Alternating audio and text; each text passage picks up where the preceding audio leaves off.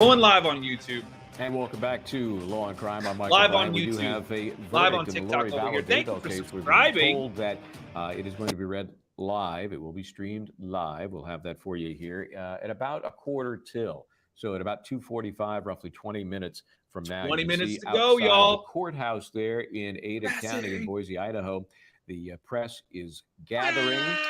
There are those inside keeping their seats warm, waiting for that verdict. And of course, Gigi McKelvey is one of those doing waiting that. for that so she'll verdict. be able to give us her insights from inside the courtroom as things are preparing for the announcement. The jury, y'all, we're getting close now. Officially 6 hours, 51 minutes. And with the charges they were reviewing, about right, most seem to think. There were the 3 murder charges, the 3 conspiracy charges, and then the grand theft charges related to the misappropriation of Social Security benefits and death benefits and things of that sort. So as we sit and put this together, let me talk with my folks. I've got some extra brain power added here. Not that when Rich Schoenstein and Catherine Lizardo are here, that's not enough, but well, if also, you're new here, Anjanette Levy is joining us as live well on YouTube to as well. share YouTube her shout out. thoughts. You know, she's been following this case we got about from 20 the minutes and before the beginning, got about right, 20 Anjanette? minutes So until give me your thoughts on a 7-hour verdict. The verdict is read live. I actually think it's fairly quick, Michael. On the air, I mean, maybe y'all. not given the evidence that was presented by the 2,000 state of y'all in this watching case, over here but when you think about the charges that they TikTok. had Shout out to to y'all. consider, Thank you for the going gifts. through I all keep of seeing that, TikTok following logos the jury and all this stuff instructions, coming in combing through galaxies. those, and then deliberating on each count. Lions and eagles this may be and just space about whales. right. Thank you so much there are for some the people who love say, over here. "Oh, you have a couple of hours like I said, I'm of a tiny little deliberation for true each crime, so I appreciate or that. what have you." But maybe in this case that wasn't Thank you so much for the necessary. support. And one of the reasons I say means that the is world to me. because Ginger, thank you so much. Liz, thank you so much. Heather, thank you so much. Lori Vallow Daybell, make sure you hit that follow button, y'all. If you're watching on YouTube, hit that subscribe button. We just went live over here. When it came to the disappearance as well.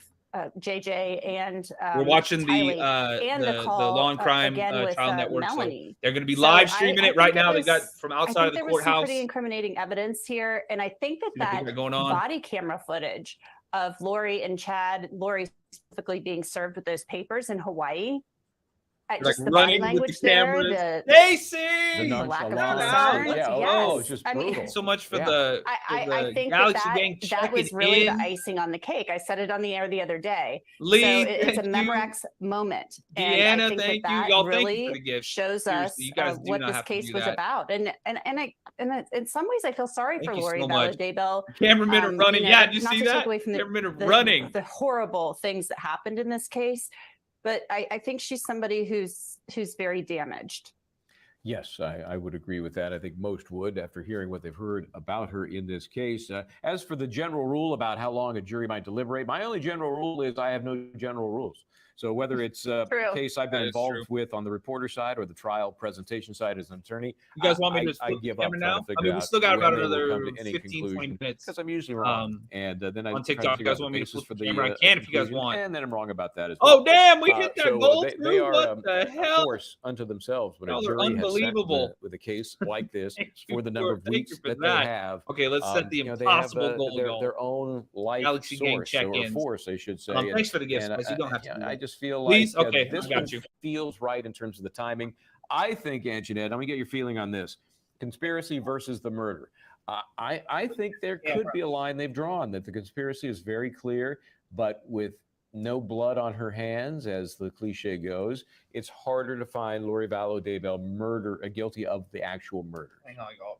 And under the law, she would be guilty of the murder. But if you see that she's involved in the conspiracy, sure. But if you think that possibly Alex and Chad actually physically carried out the homicides, you could possibly see where maybe there would be some disagreement here, despite that hair of Lori's being on the duct tape that was wrapped on JJ. I mean, that could have been on there. There are a number of ways that could have gotten on there.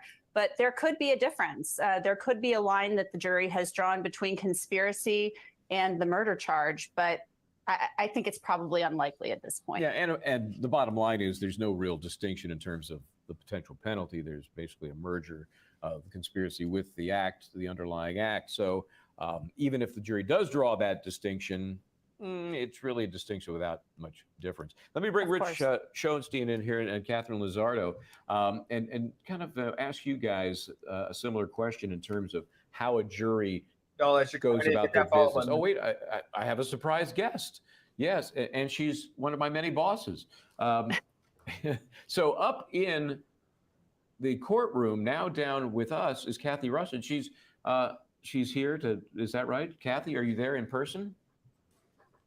I'm here. Can you hear me? I can hear you there. So you came down, you gave up your seat, you've left it with Gigi to handle, and come down to share your thoughts with us. I appreciate that. So it looks like a little bit of chaos on the ground in front of the courthouse, not unusual. What's your take? About the scene, I'm sorry you cut out. Yeah, give me the scene. Set the scene for me there. A lot of media. So what's mostly out here is media. And I would say 6 spectators. So that's what's happening outside. But the courtroom is packed inside. And yes, I gave up my seat so I could come down and talk to y'all.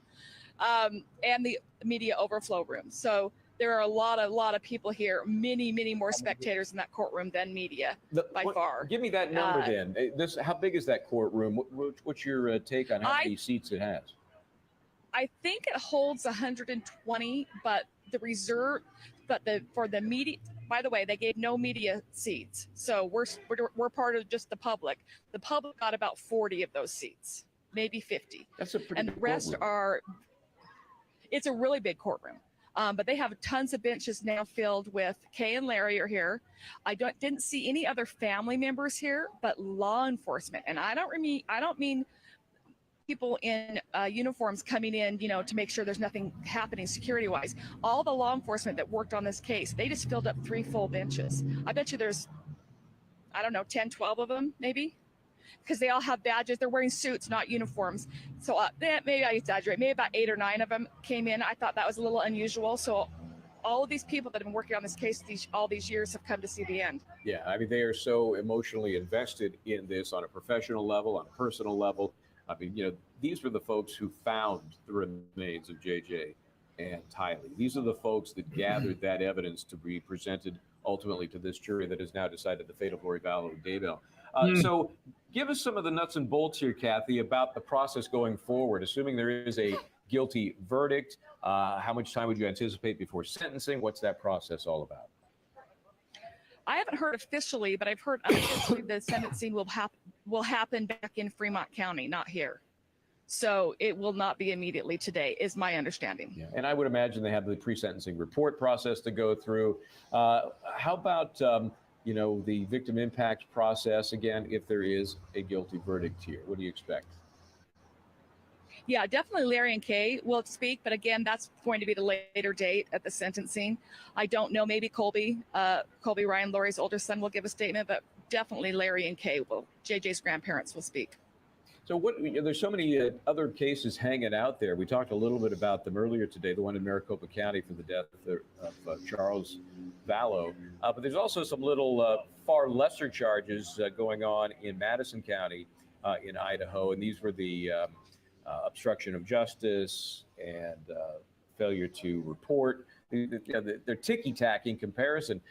Kathy, do you think those go away? Well, they were already dropped. The failure to report their kids, the endangering of the kids, those were dropped. I'm not sure if there's anything left in Madison County. Madison County? No obstruction charges still? No, it's almost time. Yeah, again, they're a pimple on the rest of this this cancerous case. And so where are they going to go after the fact? She's going to be in custody. She's going to go back to what I hear is a lovely jail nearby. And then what, you think then she'll be transferred back to Fremont? So, yes, she'll be transferred back there, I would assume, until she goes to the state prison. However, we don't know how soon before she's extradited to Arizona. And again, this is all assuming guilty verdicts. We don't know. We haven't heard yet. We're waiting for the jury's pronouncement, which should be in about 15 minutes. Maybe a little waiting. Less. Do you get the feeling, Kathy, this is going to go off as planned, that time frame, or is it going to be a little soft and it'll be maybe somewhere in the next 30 minutes? No, Judge Boyce is pretty timely. So unlike a lot of courts that we've seen, 10 minutes, where the timing is very loose, the only holdup was if they knew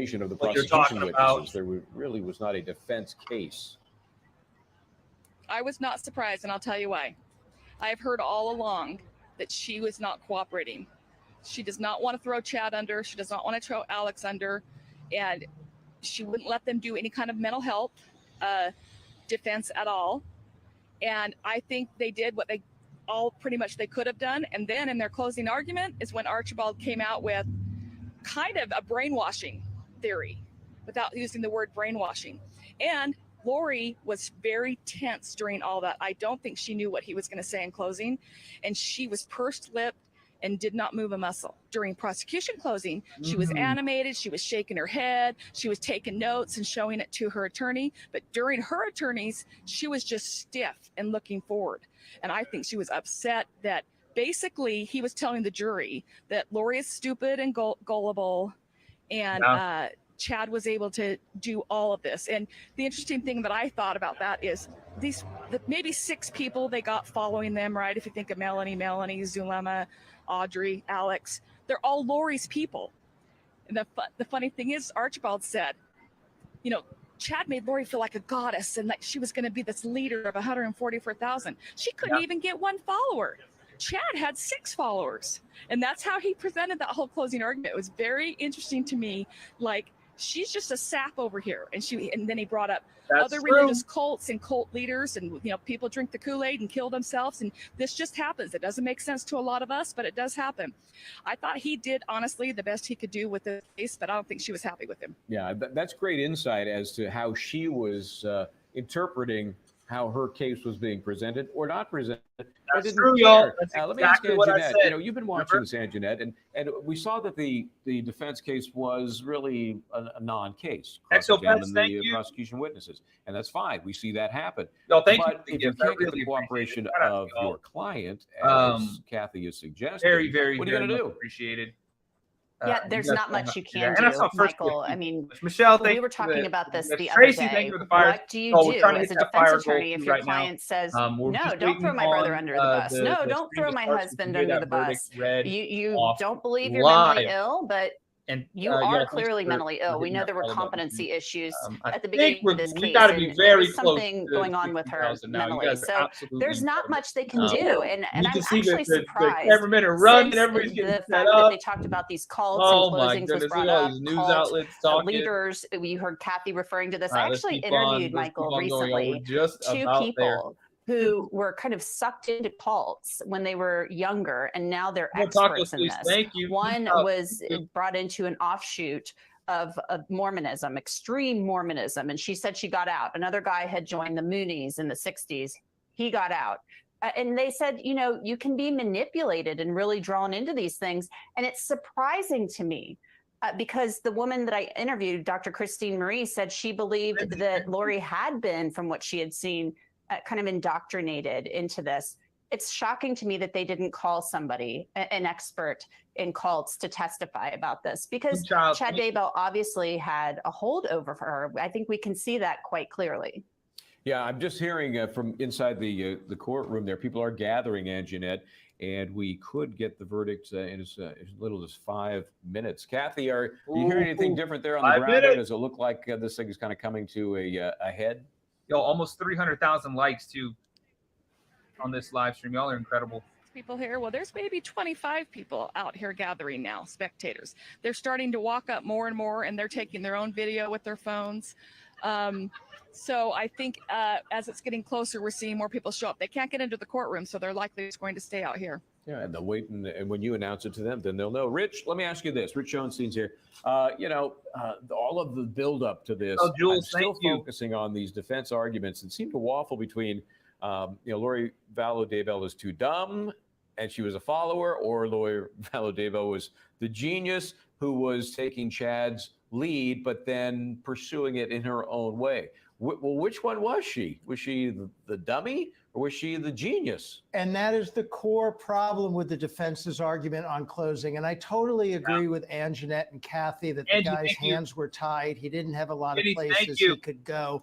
But on the one hand, he's saying Chad is some mastermind that brainwashed Lori. And on the other hand, he's saying Chad was an idiot who couldn't sell any books and couldn't make more than $20,000 a year and couldn't get any followers. That's exactly his own what I was argument saying, doesn't hold together. And that's why I think ultimately it was. I'm sorry for this angle. Typically, Kathy, have it set up nice, but we're watching the stream. Input on this as we're waiting these last few minutes. Like minutes away from hitting the goal, y'all. Minutes away. Getting final preparations. Minutes away from hearing Catherine, this. What are your thoughts on that kind of difficult And y'all, defense. we are going to hit that fire goal too, y'all. Hit Yes, me with some there fire. is that ethical obligation Thank you. Hit me with those fires, y'all. Like I said, the I'm lawyers as to little following true what their crime clients' wishes are. not a big network. And it's such a great insight. So I what Kathy appreciate the just support, told y'all. us, The how gifts help me her continue to lips make were content. So Lori's shout lips out were to y'all. pursed Thank you for when being the here. defense, Minutes when her away. defense attorney was delivering the Okay, let's jump closing, back in. I'm going to with flip the the camera jury again. watching her every move. If I'm gonna that's flip the the camera reaction again. she had, I'm sure Oh, they man, were they're able running. to read in People running somehow in. that she was not happy with that closing and did not agree with her defense attorney. If I could see her just having that look of disagreement and disapproval with that closing statement. And to just reply to your question to Rich, Thanks for the I think fires. whether or not she was brainwashed or There's so whether many or not fires she coming in. I was the can't even see. mastermind here is a Brooklyn, Lori, distinction that Ginger, doesn't make that much of D, a difference, because at the XO end of the Pet, day, she was part of all of this. Moonchild, And an there enormous are amount. XO Pet, overwhelming enormous amount. evidence Lindsay, that she Jules, conspired and committed those holy murders. Maybe hell. she didn't do the shooting or the actual killing, but she was part of it. Yeah, Thank I you really so was much. surprised. Kathy Rustin, let me ask you this. 10,000, I was surprised less that there than wasn't 10,000 more likes, pounding away at 300,000. If Alex. you're new here, hit You the know, follow to button. point the I finger go at live him, every make it sound single day. somehow Y'all, like Link in this the house. was Vicky, his own thanks for the interpretation, fires. what he thought Sierra needed in to the be house. done, Fast rather in the than a house. direct order Whole or crew. a And request Angie. by either Lori Vallow Daybell or Chad. What's your take on the Alex factor? I don't think Lori wanted them to. I think she was very adamant about that. Now, this is just Big shout out hearing to some Michelle. things Thank through you. the grapevine. But I don't think Yeah, she what do y'all wanted think about Alex? to throw her brother out there or Chad out there. Natural Also, causes, or and do you think sometimes I don't have this opinion of mine isn't that he was popular. unalive? Did you I think still he was think unalive? that Lori Put thumbs up in the 100% chat if you believes think he- that her children natural were causes, possessed put thumbs down. and that they are in a better place and they are happy and safe. So you're answering the question I had earlier, which was, you know, was Katrina, this Cassie, delusion, thank you. or did she really believe what Randy, she was selling? And you think she was a believer? Ooh, the mics I are live, do y'all. think that. I think, remember, Oh, after she's ladies arrested got a and then privacy sometime shield on later, that phone. she's found incompetent for 10 They're zooming months. in on To their be phone? incompetent for 10 months, she had some kind of break. So I don't know. So maybe then she all of a sudden she's realizing it, and that causes a break, and they get her medicated properly, and then she's competent again. I mean, there's something definitely going on in Lori's head that I don't necessarily think is in Chad's head. I don't think he has mental health issues. I think Lori has some. Now, that doesn't legally excuse her for being a part of killing her children. It does not. But there is something going on in that head of hers for sure. That's an interesting point. Let me ask you this, Rich. You know, That's competency so to stand close. trial, we know, has nothing to do with sanity. It's A not minute, defense in a any way. minute, But y'all, do you 1 think if there is a minute. conviction here that an appellate ground could be that Elizabeth, she thank you for the truly was fires. still Y'all, can you hit incompetent that and fire should goal not have real stood quick? trial in any Thank you way? for following. Well, I mean, sure, Driving they as may well, take y'all. that on appeal, but I don't subscribe think it would win. You know, competency to stand Y'all hit that trial subscribe button. really Starts doing a depends on her massive thing right ability now to be for an creators. active If you participant click up in here, the my trial. name, or down And here you where can the even comment thing see is, just you can actually observing subscribe this to the trial channel. that she was talking to her attorneys. Huge She right was now for creators. following We what hit the was going goal. on. She was Yo, paying let's attention. It go. looked like she Thank was you an so active much. participant. Whether or not she agreed with her attorneys about how to defend the case is irrelevant to that. She was competent to be a part of her defense, and I don't see that being overturned on appeal at all. Yeah, as we know, if she's able to understand the charges against her and, as you say, participate in her defense, that's good enough. It is curious to me that after 10 months, that changed. So I am very curious to see, Get your well, popcorn, what right, was it that Tostita? changed the Thank you. position that she was competent when for 10 months she was not. Hey, and Jeanette, you know, you've seen this case and cases like it, and you know, client control is so important. And it sounds like Lori Vallow Daybell's team didn't have much control over her. So even if they tried to convince her that, hey, here's the best way to defend you, it's to point at Alex, it's to point at Chad, she seemed to have better control over her attorneys than the attorneys had over the client. It really makes you wonder what she's able to do with people in her interactions to exert such control. Of course, they are working for her, but her defense was provided. These are taxpayer-funded public defenders that are being provided for her. So if she's not cooperating, there is only so much they can do. And you're right. You talk to any attorney who has defended clients in cases, especially high-profile criminal cases, about client control, it is essential. And you have to sit your client down in the very beginning and say, look, you are in trouble.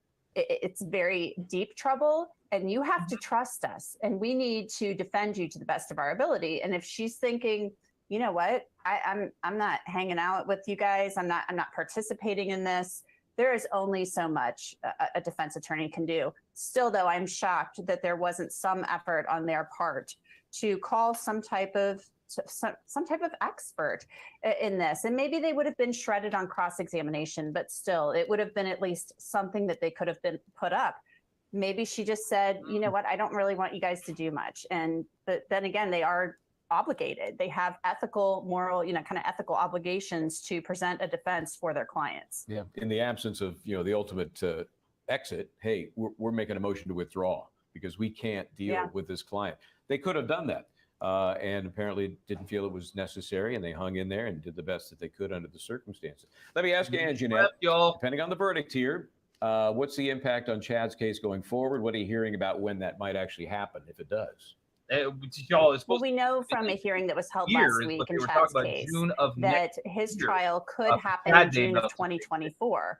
The prosecutors in that case told the court, and the defense concurred that much of the evidence that will be presented against Chad Daybell was presented in this case. Thank you so much. Obviously, his case is still a death penalty case. We're getting close. But you have to wonder if Lori Vallow Daybell is indeed found guilty on these charges.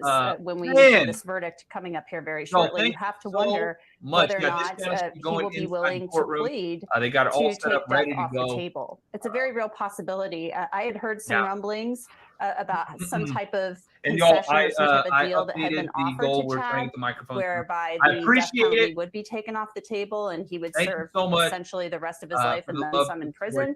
Whether or not that is indeed the case, I don't know. It's so exciting, right? It's certainly a possibility if she is convicted, because he could get the death penalty. There's going to be a whole extra year for them to prepare for a death penalty case. While the trial date isn't set in stone just yet, the talk was last week, June of 2024. Wow. And they don't have the competency issue to deal with. It's kind of a wild card on whether or not to attempt to get the death penalty. Catherine Lizardo, let me ask you.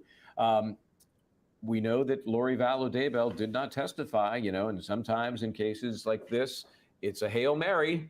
But Chad is watching. He sees what happens. Does it impact whether he decides ultimately to testify?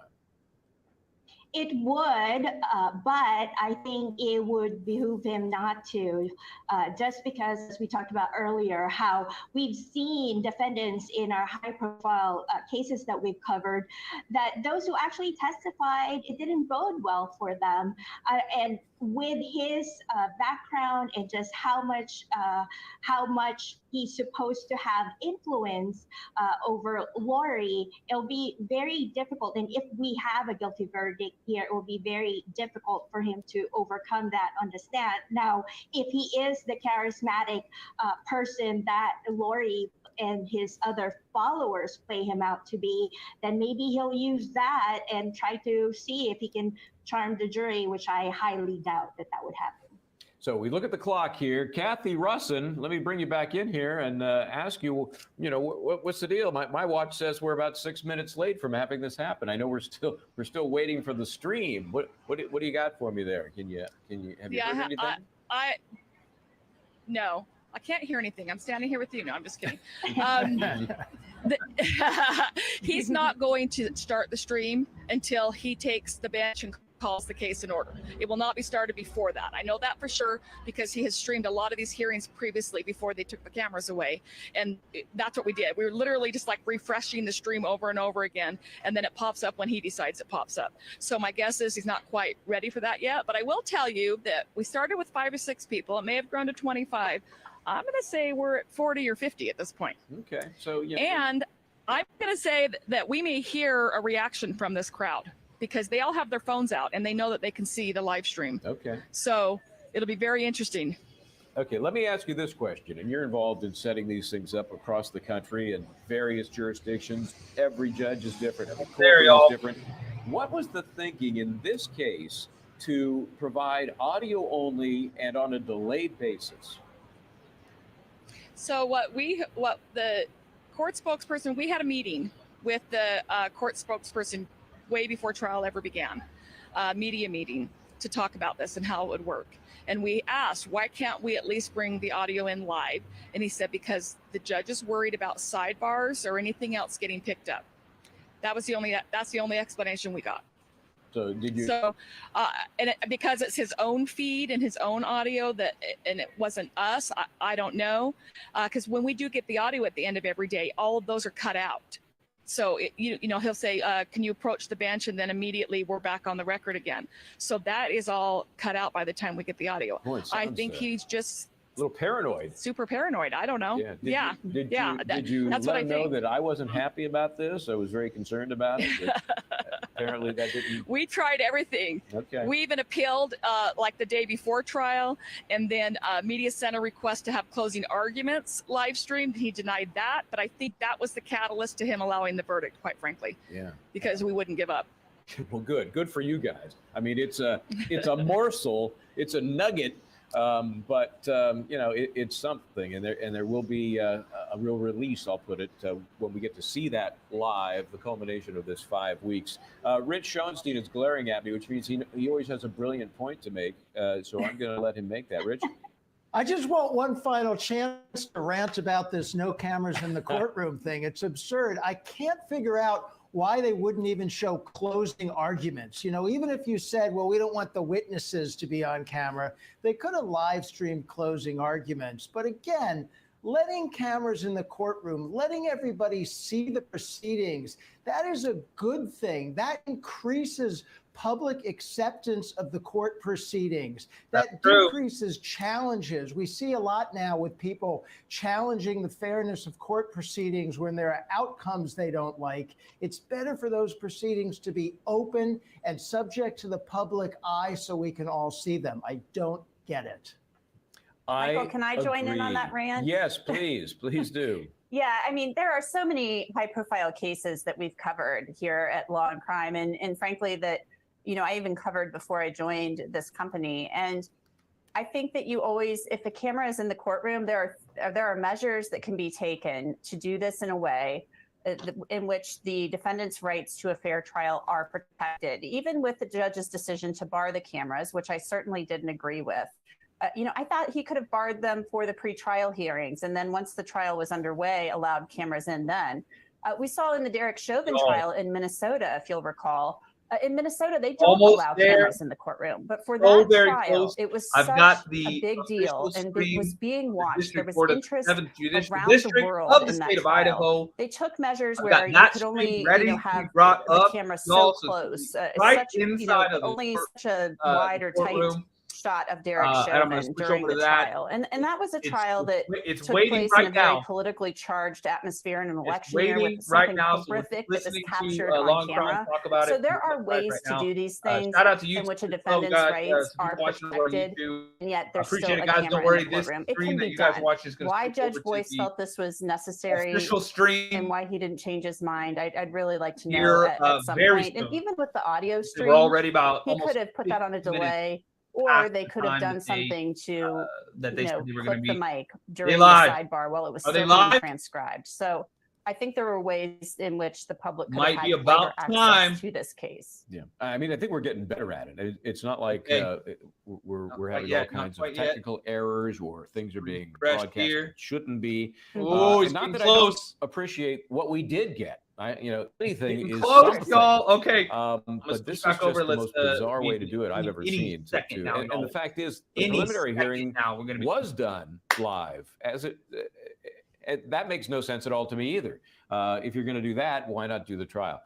So it looks like, is that what are we looking at there? Is that there? It is. The stream is coming in. So no judge. So we're waiting to find out the fate of Lori Vallow Daybell. You can see she's there, as are lots of other bodies, but nobody in a robe, nobody on the bench. There she is. They deliberated, folks, if you're just joining us, for 6 hours, 51 minutes to decide whether or not Lori Vallow Daybell is guilty of the murders and or conspiracy to murder JJ, Tylee, and Tammy Daybell. There was also some grand theft issues involved. We think if those are the only guilty charges and convictions, that's a loser for the prosecution. The real question, I think, for most we've chatted with is that the conspiracy may be easier compared to the direct murder charges. We're going to see. You know, this is one of these cases where you have a defendant that not to say she's not likable is an understatement.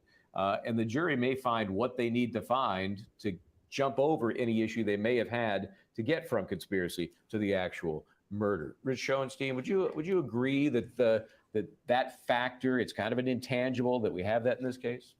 Yeah, I agree it's an intangible. Listen, I'm still predicting a clean sweep. I don't think there's enough here to sort of distinguish the murder charges from the conspiracy charges. And I agree with Kathy when she says 7 hours is not really that long a deliberation for a case like this that went on for weeks and has 7 different counts that they have to go through as a jury. And they had a break in between to go home last night just to get in and out of a room and poll each other and talk about basic things takes some time. So I think, you know, that the length of the deliberation suggests to me it's going to be a clean sweep guilty verdict. You could imagine a scenario where they would have a different result between murder and conspiracy. Let's go here. Thank you. Please be seated. Full screen. We're live, y'all.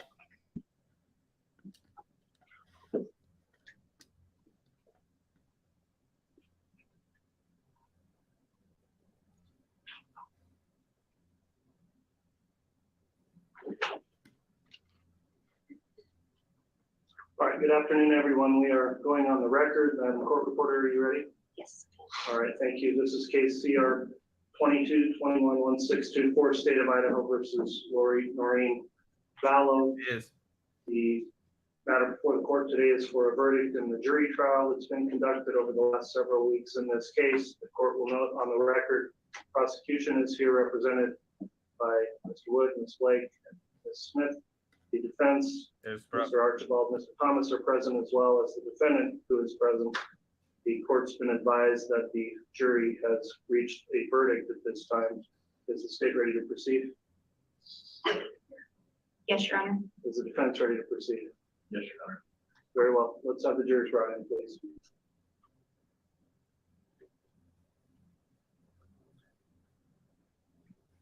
While the jurors are being brought in, I'd like to indicate that this matter is being live streamed on the court's YouTube channel. In addition, the court's existing conduct order is in effect, and everyone needs to comply with that conduct order. This verdict has several counts. The court is going to require that all in attendance abstain from any sort of loud outbursts or sounds that could in any way affect the proceedings in this matter as the counts are read in the verdict. And I expect to maintain order and decorum as has been the case throughout this trial with those in attendance. So please keep that in mind once we get to this stage of these proceedings. So with that in mind, if the jurors are ready, they can be seated. All right, please.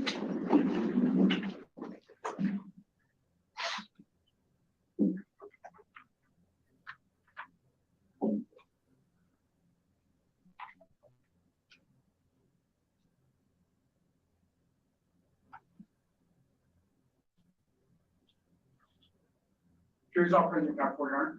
All right, thank you, Mr. Bailiff. Please be seated.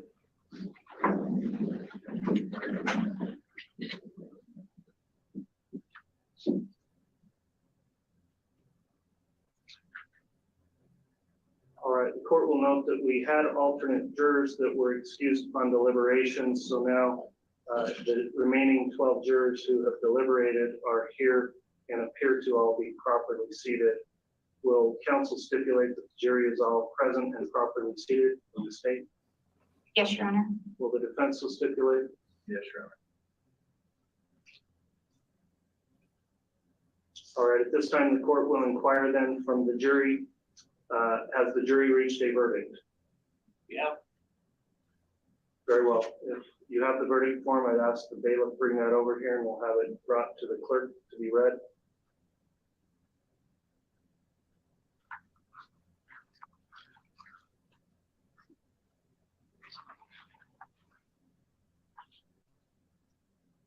Here we go.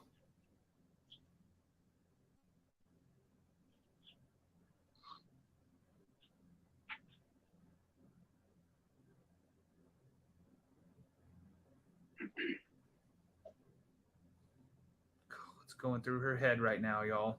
What's going through her mind right now?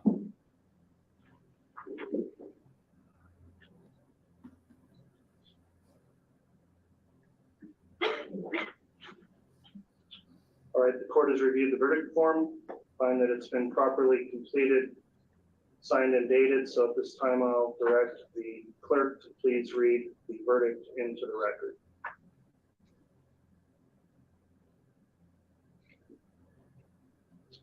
The defendant would please rise.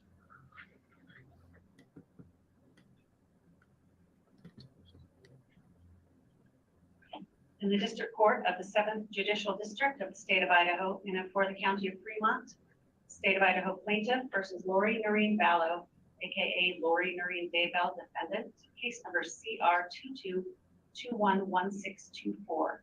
Verdict. We, the jury, duly impaneled and sworn to try the above entitled action for our verdict, unanimously answer the questions submitted to us as follows. Question number 1. In regards to count 1 of the amended indictment, is Lori Noreen Vallow not guilty or guilty of conspiracy to commit first-degree murder of Tylee Ryan and grand theft by deception? Answer, guilty. Question number 2. Yes. In regards to count 2 of the amended indictment, is Lori Noreen Vallow not guilty or guilty of first-degree murder of Tylee Ryan? Answer, guilty. Question number 3. In regards to count 3 of the amended indictment, is Lori Noreen Vallow not guilty or guilty of conspiracy to commit first-degree murder of Joshua Jackson Vallow and grand theft by deception? Answer, guilty. Yes. Y'all. Question number 4. In regards to count 4, the amended indictment, is Lori Noreen Vallow not guilty or guilty of first-degree murder of Joshua Jackson Vallow? Answer, guilty. Question number 5. In regards to count 5 of the amended indictment, is Lori Noreen Vallow not guilty or guilty of conspiracy to commit first-degree murder of Tammy Daybell? Answer, guilty. Yes. Justice for Question all number 6. 3. In regards to count 7 of the amended indictment, is Lori Noreen Vallow not guilty or guilty of grand theft? Answer, guilty. Yes. 12th day of May, 2023, signed by the presiding officer. All right, please be seated. Look at that. Madam Clerk, thank you for reading the verdict Motion. into the record. At this time, let me just inquire of the jury, is this in fact your true and correct verdict? Yes. Yes. Thank you. Let me ask now from counsel, does the state wish to have the jury polled? We do not, Your Honor. Does the defense wish to have the jury polled? Yes, Your Honor. Okay, the jury will be polled at this time. Madam Clerk, if you would please indicate only by juror numbers of each of the jurors if this is their true and correct verdict individually. Juror number 4, is this your true and correct verdict? Yes. Juror number 5, is this your true and correct verdict? Yes. Juror number 6, is this your true and correct verdict? Yes. Juror number 8, is this your true and correct verdict? Yes. No expression, y'all. Juror number 9, is this your true and correct verdict? Yes. Juror number 10, is this your true and correct verdict? Yes. Juror number 11, is this your true and correct verdict? Yes. Juror number 12, is this your true and correct verdict? Yes. Juror number 13, is this your true and correct verdict? Yes. Juror number 14, is this your true and correct verdict? Yes.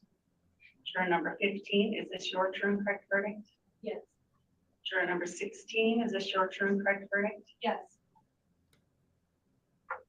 All right, thank you, ladies and gentlemen of the jury. The court does find it's a unanimous verdict in this case, so I will direct the clerk to record the verdict into the record of this case.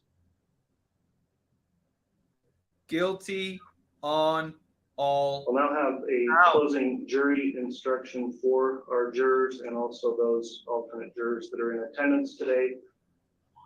You have now completed your duties as jurors in this case and are discharged with the sincere thanks of this court. Look at the The question may arise as to whether you may discuss this case with the attorneys or with anyone else.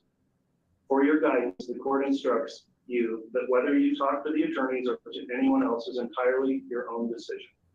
It is proper for you to discuss this case if you want to, but you are not required to do so, and you may choose not to discuss the case with anyone at all.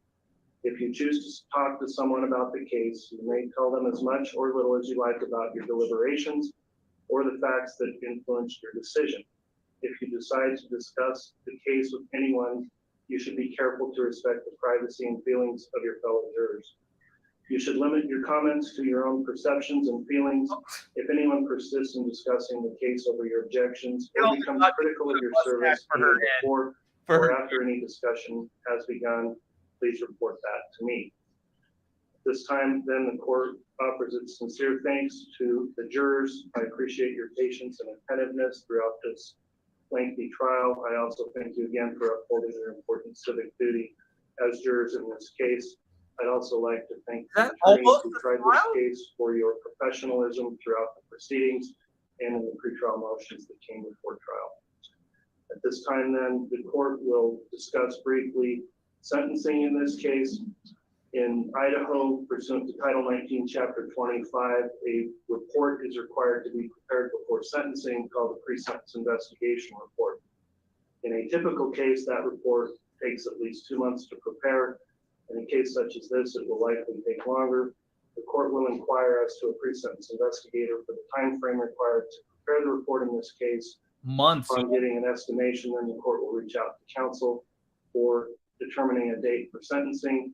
I'll just advise everyone that will likely be, I'm thinking, at least 3 months probably before that sentencing can be scheduled to have the report completed.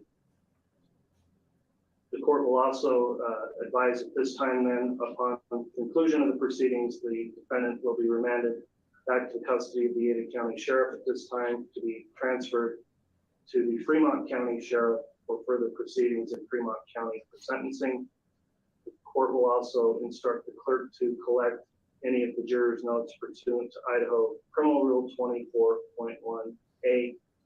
At this time then, the court will ask that the jurors and any alternates in attendance be excused from the courtroom, and I am going to direct that all in attendance here remain seated until such time as the jurors have been completely exited from the courtroom. And in addition, I'll let the jurors know there is additional information you'll be receiving through the court administration offices on your way out as you leave today. So again, thank you for your service. Court will be adjourned, and Mr. Bailiff, if you could have all rise for the jury. All right, please. Oh, not the hands.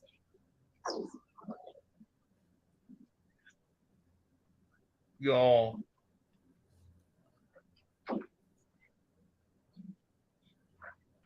Her demeanor. Yeah, look at that face. Not a. She's not happy. All right, thank you, counsel. Thank you, everyone, for your decorum this afternoon. Court is adjourned. Oh. Judge, when would you like? I thought we were gonna see. Them put the cuffs back on her.